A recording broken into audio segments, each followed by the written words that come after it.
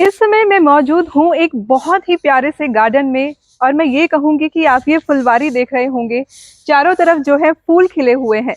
और ये खिले हुए फूल जो है पॉजिटिविटी हमारे अंदर लेकर आते हैं। और ये हरियाली भी है इतनी खूबसूरत, जिसे देखकर आपको ये बहुत अच्छा एहसास हो रहा होगा। लेकिन अगर बात करूं इन खिले हुए फूलों की, इन हरियाली की, तो ये आई कैसे? जी हाँ, ये हरियाली आपको देखने को मिल रही है उसी कूड़े से, जो कूड़ा हम अपने घरों से बाहर फेंक देते हैं और जिसकी वजह से गंदगी भी होती है।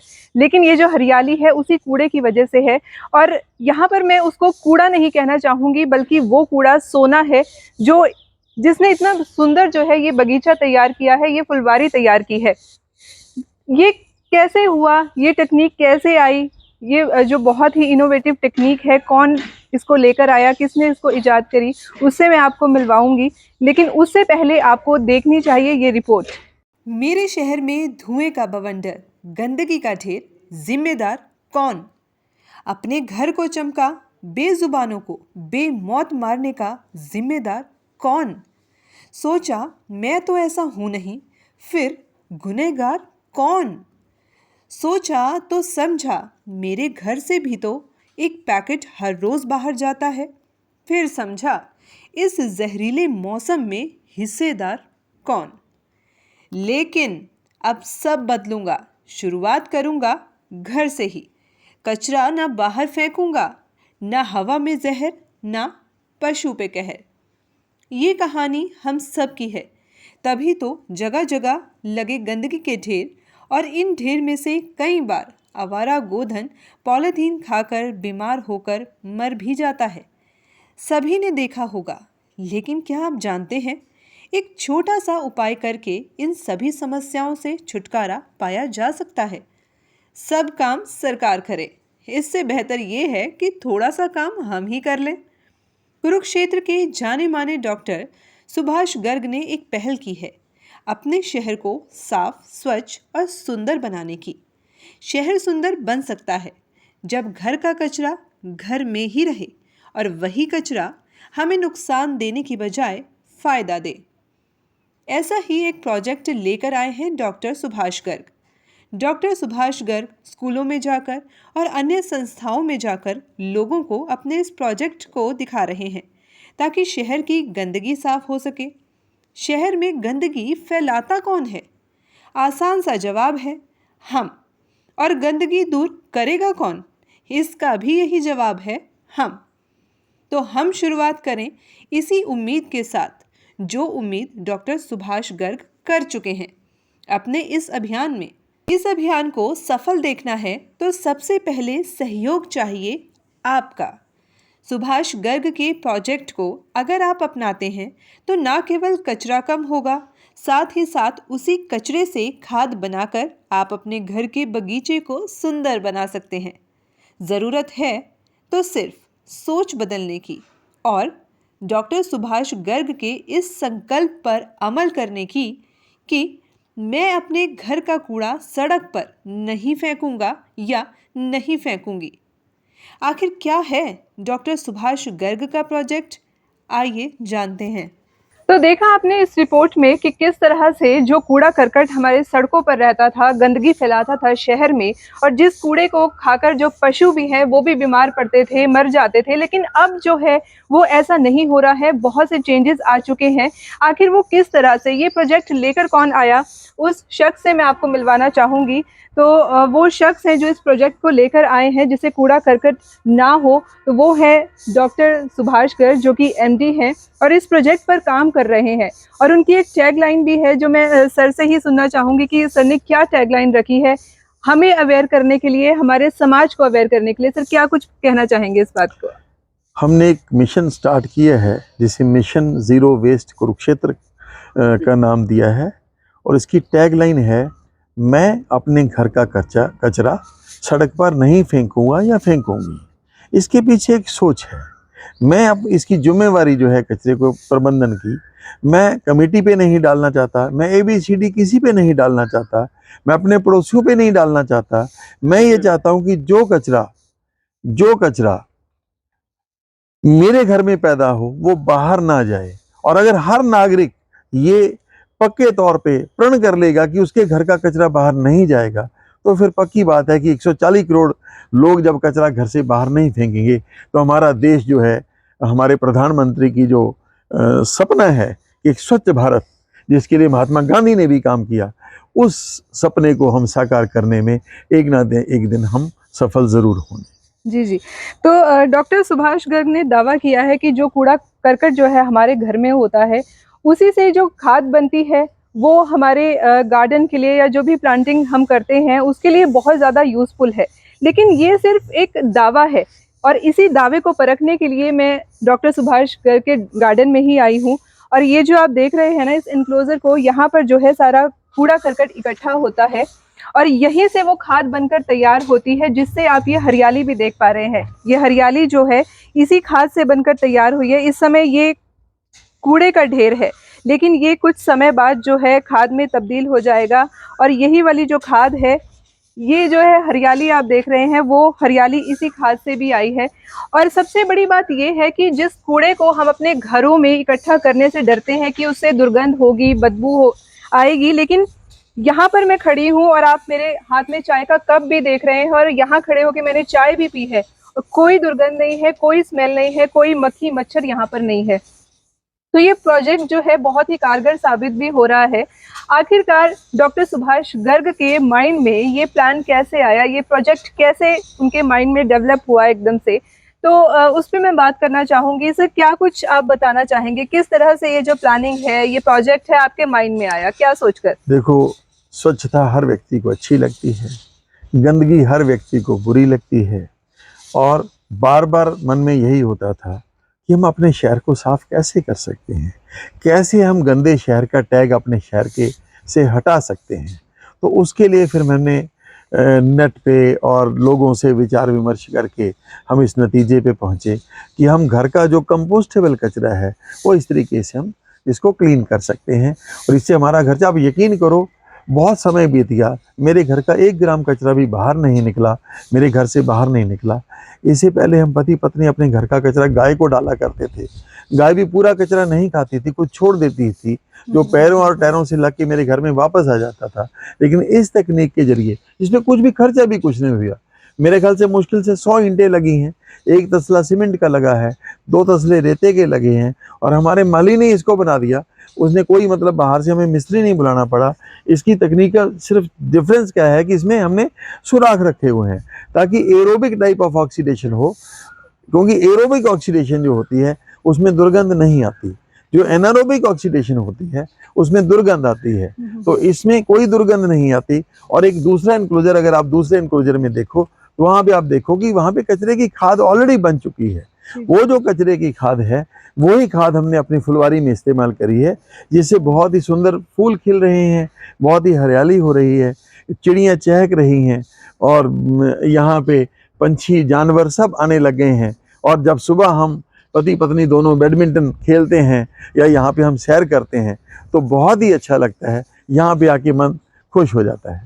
जी जी। तो डॉक्टर साहब, आपने ये 2 एनक्लोजर बनाए हैं, जिसमें एक में कूड़ा करकट जो इकट्ठा होता है उसके बाद वो भर जाता है, फिर आप अगले में डालना शुरू करते हैं, इतने में वो खाद रेडी हो जाती है। हाँ जी, बिल्कुल एग्जैक्टली ऐसे ही होता है जी। डॉक्टर साहब, गार्डन मैंने आपका देखा, बहुत सुंदर गार्डन जो है आपने तैयार किया है, लेकिन मैं इसके बारे में जानना चाहूँगी कि इस पर लिखा है एक पेड़ शहीद के नाम, शहीद संजीव कुमार, तो ये क्या है? इस गार्डन की शुरुआत है, हमने एक पेड़, एक मुहिम चली की थी कि हम हर शहीद के नाम अपने शहर में एक पेड़ लगाएं। तो जो संस्था थी वो मेरे पास आए और उन्होंने आके ये पेड़ मेरे को आरोपण करवाया। अब इस पेड़ का जो टैग है, मैं इसको छोड़ना नहीं चाहता, मैं चाहता हूँ कि ये सदा बना रहे, लेकिन इसको सेंटर में रख के ही मैंने आर्किटेक्ट से बोला कि भाई अब इसकी जो सारी गार्डन की आपने रूपरेखा तैयार करनी है। और मुझे बड़ा अच्छा लगा कि हमारे आर्किटेक्ट ने इसकी बहुत ही सुंदर रूपरेखा तैयार की है और ये बहुत ही सुंदर बगीचा अब हमें लगने लगा है। और इसके साथ साथ उस शहीद को भी नमन करते हैं जिसकी वजह से आज हम जिंदा हैं। डॉक्टर साहब, एक सवाल मैं आपसे करना चाहूँगी कि आजकल लोग अवेयर हैं ऑर्गेनिक चीज़ों के लिए, चाहते हैं कि ऑर्गेनिक उन्हें कुछ मिले, जो हानिफुल जो उसमें खाद डाल के जो फ्रूट तैयार की जाती हैं, सब्जियां तैयार की जाती हैं, वो लोग नहीं खाना चाहते, ऑर्गेनिक ढूंढते हैं। लेकिन ऑर्गेनिक आपने अपने घर में ही तैयार कर लिया, जैसे कि हमने देखा अनार का पौधा है, लीची का है, आड़ू का है, आम का है, और सब कुछ ये ऑर्गेनिक खाद इनको मिल रही है, तो ऑर्गेनिक फ्रूट भी आपको मिलेगा। जी जी। तो ये कैसे पॉसिबल हो पा रहा है, कैसे कर रहे हैं, और दूसरों के लिए क्या संदेश देना चाहेंगे उन लोगों के लिए जो चाहते तो हैं ऑर्गेनिक खाना लेकिन करते कुछ नहीं है? देखो, थोड़ी सी मेहनत तो करनी पड़ेगी। हमें अपने घर का कचरा प्रबंधन अपने घर में ही करना पड़ेगा।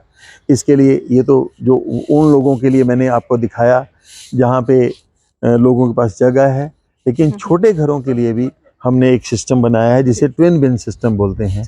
उससे हम छोटे घर जिनके पास बिल्कुल कच्ची जगह नहीं है उनके लिए वो ट्विन बिन सिस्टम बनाया है ताकि वो अपने घर का कचरा खाद में तब्दील कर सकें। इससे क्या है कि अगर घर में अपने गमले में, जैसे हमने अपने घर में भी नींबू उगा रखे हैं, वो अपना टमाटर उगा सकते हैं, बैंगन उगा सकते हैं, मिर्ची उगा सकते हैं, धनिया, पुदीना और बहुत सी ऐसी चीज़ें हैं खाने की जो हम उसमें, एलोवेरा, ये हम घर में अपने बना सकते हैं और ऑर्गेनिक बना सकते हैं। और ऑर्गेनिक पौधों में जहाँ तक मैंने देखा है कि कीड़ा कम लगता है या लगता ही नहीं, और वो खाने में पौष्टिक, अच्छे, ऑर्गेनिक होते हैं। और आजकल सब लोग खाना चाहते हैं, लेकिन उसको खाने के लिए कुछ तो मेहनत हमें करनी पड़ेगी, कुछ तो माइंडसेट चेंज करना पड़ेगा। हम अपने घर के कचरे से ही तो उसको बना सकते हैं, दूर थोड़ी जाना है हमने। अपने घर में हमारे पास सोना पड़ा है, हमें उसको पहचानना है, उसका इस्तेमाल करना है, और उसके बाद उसके जो फल हैं, जो ऑर्गेनिक फूड है, वो हमें भरपूर मिलेगा और अच्छे तरीके से मिलेगा। डॉक्टर साहब, अभी आपने बात की थी ट्विन बिन सिस्टम की, तो उसके बारे में मैं जानना चाहूंगी कि वो क्या है? हाँ, वो मैं आपको बना हुआ ही दिखा सकता हूँ, दिखाइए जरा। मेरे इस प्रोजेक्ट की ना जो एक्सिस है, धुरी है, वो ये है कि मैं खर्चा नहीं करवाना चाहता किसी का, बिना खर्चा किए ही काम। मेरे पास ये टूटी बाल्टी थी, इसको मैंने जोड़ लिया, इसमें एक टूटी लगा दी है, और ये अब मेरा एक बिन तैयार हो गया है। एक मेरे पास ये प्लास्टिक पेंट का डिब्बा था, इसमें मैंने नीचे सुराख कर लिए हैं, कुछ सुराख मैंने ऊपर भी किए हैं। अब ये सेकंड बिन तैयार हो गया है। अब मैं इसको इसके ऊपर रख दूंगा। ये सुराख थोड़े बारीक होने चाहिए, अगर ये सुराख बारीक नहीं होते, मोटे होते हैं, तो हमें इसमें एक मच्छरदानी की वो जाली रखनी पड़ेगी। अब इसमें अपना कंपोस्टेबल कचरा डालते रहेंगे, और उस कचरे में से जो पानी होगा वो इसके नीचे वाली बाल्टी में आ जाएगा। वो पानी भी लिक्विड गोल्ड कहता हूँ मैं उसको, वो लिक्विड खाद है, और उसको हम जब ये इकट्ठा हो जाएगा कुछ देर के बाद, तो उसको खाद की तरह इस्तेमाल कर सकते हैं। ये जब बिन भर जाएगा तो उसके बाद इसको हम साइड पे रख सकते हैं, लेकिन इसको बिन को हमने छत पे रखना है, और छत पे भी ऐसी जगह पे जहाँ पे सीधी धूप ना पड़े, क्योंकि इसमें हमें फ्रेंडली बैक्टीरिया चाहिए जो पैदा होके उस कचरे को कंपोस्ट में बदल सके।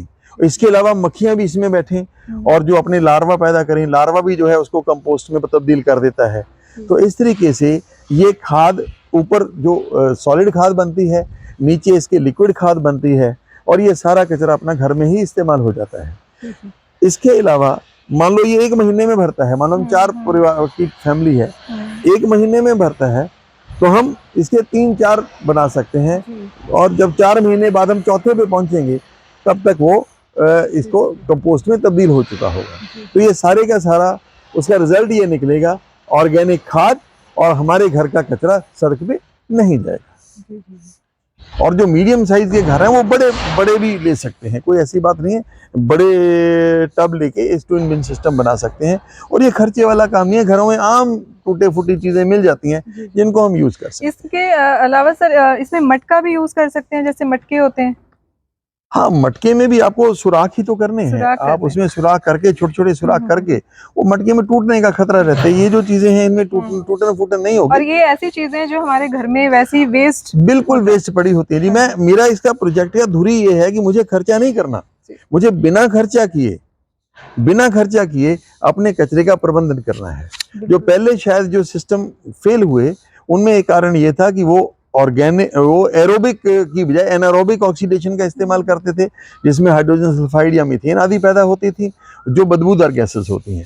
लेकिन हम एरोबिक ऑक्सीडेशन का इस्तेमाल करते हैं जिससे बदबूदार गैसेस नहीं पैदा होती। आपने देखा ही है, वहां पे खड़े होकर हमने चाय पी है। और जो ये ट्विन बिन सिस्टम है, इसमें हम छोटे घरों के लिए ये कर सकते हैं। और उन लोग अगर ऊपर छत पे किचन गार्डनिंग करना चाहें तो गमलों में कर सकते हैं। हमने गमलों में ये फल फूल सब्जी वगैरह पैदा होते देखी है और ये बड़ी अच्छी काम आ सकती है। जी जी बिल्कुल, और ऑर्गेनिक भी मिलेगा खाने हाँ को। जी, ऑर्गेनिक। बच्चों को शुद्ध मिलेगा, क्योंकि आजकल के बच्चे हैं कुछ भी शुद्ध नहीं खा पाते हैं, सब केमिकल जो है हाँ, वो केमिकल से छुटकारा तो मिल ही मिल जाएगा, जाएगा। लेकिन साथ साथ हमारे घर का कचरा सड़क पे भी नहीं जाएगा। बिल्कुल बिल्कुल।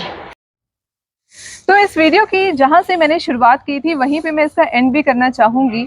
और डॉक्टर सुभाष गर्ग का ये जो हरा भरा गार्डन है, ये जो फुलवारी है, बहुत सुंदर है और बहुत तसल्ली हुई और बहुत ही पॉजिटिविटी भी आई यहाँ पर आकर। और कितने शानदार तरीके से जो है मेंटेन यहाँ पर किया गया है, वो भी घर के कचरे से। जी हाँ। तो मैं सर से एक बात और पूछना चाहूँगी, एक सवाल मेरा रह गया है उन लोगों के लिए कि जिनके सर बहुत छोटे छोटे से घर हैं और जो गार्डनिंग बिल्कुल नहीं करते, जिनके घर में एक गमला भी नहीं है, प्लांट नहीं है, तो उनके लिए तो ये जो प्रोजेक्ट है वो कहीं ना कहीं मुझे यूजलेस लग रहा है। वो क्यों करें इसको? नहीं, गमले हर व्यक्ति को अच्छे लगते हैं, फुलवारी हर व्यक्ति को अच्छी लगती है। हम रोज़ घर में नहाते हैं, धोते हैं, सब काम करते हैं। अगर हम ऊपर अपनी छत पे, क्योंकि छत तो हर घर में होगी, अगर हम छत पे 5 7 10 गमले रख लेते हैं, उसमें अगर हम फूल भी नहीं लगाना चाहते, कोई सब्जी उगा देते हैं, तो हम अपने घर के कचरे से कुछ तो पॉजिटिव पैदा करेंगे। शुरुआत तो करके देखो, आपको अच्छा लगेगा। मैं तो सबसे यही कहता हूँ कि एक कदम हमारे साथ चल के तो देखो, आपको बहुत अच्छा लगेगा। आप अपने घर से शुरू कीजिए। मैं तो आपको कहूँगा कि आप अपने घर से शुरू कीजिए और फिर मेरे को बताइए। मुझे कम से कम एक वॉलंटियर तो और मिल जाए जो ये कहे कि मैं अपने घर का कचरा सड़क पर नहीं फेंकूंगा। बिल्कुल नहीं फेंकूंगी सर। एक वॉलंटियर आपको मिल गया है, तो मैं तो आज से ही शुरुआत कर रही हूँ कि मैं अपने घर का कचरा सड़क पर बिल्कुल नहीं फेंकूंगी। और बल्कि अब मैं इसको कूड़ा नहीं बोलूंगी, अब मैं इसको बोलूंगी सोना। जी हाँ, वाकई सोना है। जैसा कि सर ने बोला भी है कि अगर आप फूल नहीं लगाना चाहते तो गमलों में सब्जियां ही लगा लें। जो आपका घर का कूड़ा है वो कम से कम बाहर नहीं जाएगा। और एक जो फ़ायदा आपको ये होगा कि आपके ही घर से बनी खाद जो आप अपने पौधों में डालेंगे, उससे जो है ऑर्गेनिक खाना तो आपको मिलेगा, ऑर्गेनिक सब्जियां तो आपको मिलेंगी, आपके बच्चों को कुछ शुद्ध तो मिलेगा जो आज के टाइम में नहीं मिल पा रहा। जो भी हम खाते हैं सब में केमिकल होते हैं। तो बहुत ही इनोवेटिव जो है सर का स्टेप ये है। लेकिन सर एक बात मैं जानना चाहूँगी कि ये तो बात हो गई कि हमने अपने घर के जो इस कूड़े से कंपोस्टेबल जो हमारा कचरा है उससे कंपोस्ट बनकर तैयार हो गई है, जो हमें फ़ायदा भी दे रही है। लेकिन जो सबसे बड़ी दिक्कत है ना, वो नॉन कंपोस्टेबल कचरे की है, जो पॉलीथीन्स जिनको हम कहते हैं। सबसे बड़ा इशू वो मुझे भी लगता है कि जिससे हमारा शहर भी बहुत गंदा रहता है। तो उसके बारे में भी मैं आपसे जानना चाहूँगी। ये काफ़ी बड़ा और अलग विषय है और इसके लिए मुझे आपसे 5 7 मिनट और चाहिए होंगे। जी। और अगर आप एक और सेशन जी दे सकें तो आपकी बहुत मेहरबानी होगी और हम इसके बारे में विस्तृत चर्चा करेंगे। ये भी कोई मुश्किल काम नहीं है, जी आसान काम है। जी। सिर्फ माइंडसेट बदलने की बात है, सिर्फ सोच बदलने की बात है। अगर हम अपनी सोच को बदल दें तो हम अपने शहर को इंदौर बना सकते हैं। हमें बाहर जाने की, यूरोपियन शहर बनाने की ज़रूरत नहीं है। हम अपने शहर को इंदौर बना सकते हैं। और इंदौर का जो वर्चस्व है कि पिछले 6 साल से वो सबसे क्लीन सिटी का दर्जा ले रहा है, उस वर्चस्व को भी हम चुनौती दे सकते हैं कुरुक्षेत्र में बैठकर। बिल्कुल। तो जैसे सर ने बताया है कि जो इंदौर है वो लगातार 6 सालों से है पूरे इंडिया में नंबर 1 शहर आ रहा है स्वच्छ शहर के मामले। और मैं खुद इंदौर घूमी हूँ सर। मैंने वहाँ पर देखा है कि अगर कोई कचरा फेंकता भी ना, वो अपना हाथ रोक लेता है। जब हम यहाँ से इंदौर गए तो हमें लगा जो हमारे पास कचरा था, लिटरली मैंने जो है कि डस्टबिन मुझे वहाँ पर नज़र आए और जो कचरा था ना वो मेरा अपने आप ही हाथ जो है डस्टबिन में गया। इतना सुंदर, साफ सुंदर शहर है। तो हम अपना शहर भी बना सकते हैं, वैसे ही बना सकते हैं। ज़रूरत है तो सिर्फ अपने माइंडसेट को चेंज करने की, जैसा कि सर ने बताया।